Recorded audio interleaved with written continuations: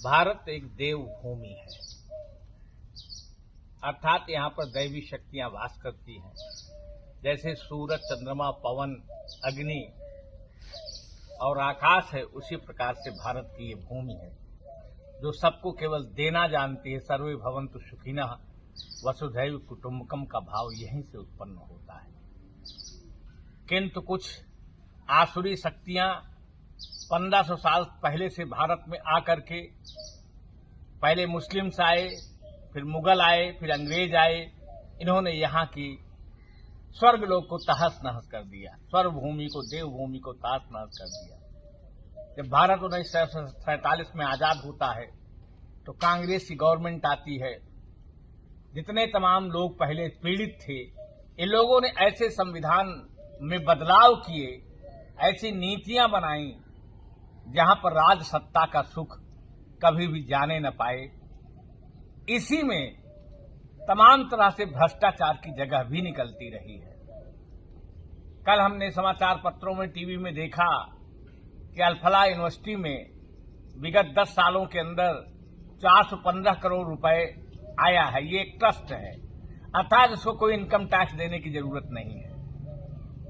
Trust of society, और इसी पैसे से आतंकवाद इसी देश में जिस पत्तल में रहते हैं उस पत्तल को छेद करते हैं। इसी देश को विनाश करने की साजिश रचने वाले ये लोग हैं। तो हमारे जो भारत में कांग्रेस ने बनाई थी, आज 11 वर्षों से हमारी मोदी सरकार आई है, जो नीतियां बदल रही हैं, जो एनपीए हो चुके थे कांग्रेस के समय में बैंकों के द्वारा, जो एक आर्थिक भ्रष्टाचार था, जो भारत दिवालियापन की तरफ जा रहा था, आज मोदी सरकार उसको काफी लाइन पर लाई है, जिसका परिणाम है कि भारत के हम चौथी अर्थव्यवस्था बन चुके हैं। किंतु आज भी कुछ कमियां अभी शेष है, कुछ बदलाव शेष है, क्योंकि भ्रष्टाचार भी आतंकवाद से किसी भी तरह से कम नहीं है। ईडी अगर पकड़ते हैं तो हजारों करोड़ रुपए नोट पकड़े जाते हैं, सैकड़ों करोड़ नोट पकड़े जाते हैं। कैसे पकड़े जा रहे हैं ये? इसका मतलब भारत के कानून संविधान में जो ट्रस्ट और सोसाइटियां, सरकार की जो मंशा रही है लोक कल्याण की, इनको टैक्स से छूट मिल रही है।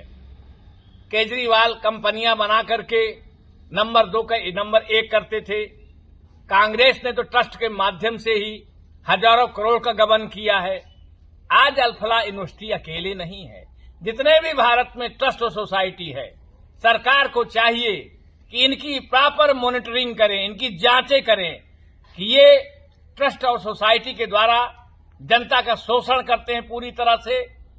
अशोषण करने के साथ साथ सरकार से टैक्स छूट भी लेते हैं और नई नई कंपनियां बना करके होटल खोलते हैं, अपने बच्चों को विदेशों में भेजते हैं, विदेशों में पैसा प्लांट करते हैं, देश का पैसा विदेशों में जा रहा है। सरकार को चाहिए कि जिनको भी इनकम टैक्स से, जिन सोसाइटीज को छूट है, जिन ट्रस्टों को छूट है, सरकार इनकी ऑडिट कराए, सरकार इनकी जांच कराए, और जिनको जो जरूरतमंद हैं उनको टैक्स छूट दी जाए। और जो लोग एक भ्रष्टाचार कर रहे हैं टैक्स बचा करके, समाज में जितने बड़े लोग हैं, ये ट्रस्ट और सोसाइटी के माध्यम से बचा करके जो भ्रष्टाचार फैला रहे हैं, जिससे हमारी सामाजिक व्यवस्था, गरीबों का हक लूटा जा रहा है, ये किसी भी तरह से आतंकवाद से कम नहीं है। सरकार को हम जानते हैं कि आगे चल के मोदी जी इसके बारे में सोचेंगे, और देश को सोचना चाहिए, गरीबों का हक मरना नहीं चाहिए। हमारी पार्टी का सिद्धांत है अंत्योदय। अंत्योदय का विकास तभी संभव होगा जो देश को लूटने वाले लोगों पर शिकंजा कसेगा, और देश की अर्थव्यवस्था अपने आप नंबर 2 या 3 पर आ जाएगी। हमारा देश कम नहीं है। आज हमको 20% टैक्स मिल रहा है, 80% बड़े लोग टैक्स चोरी कर रहे हैं, 1% लोग।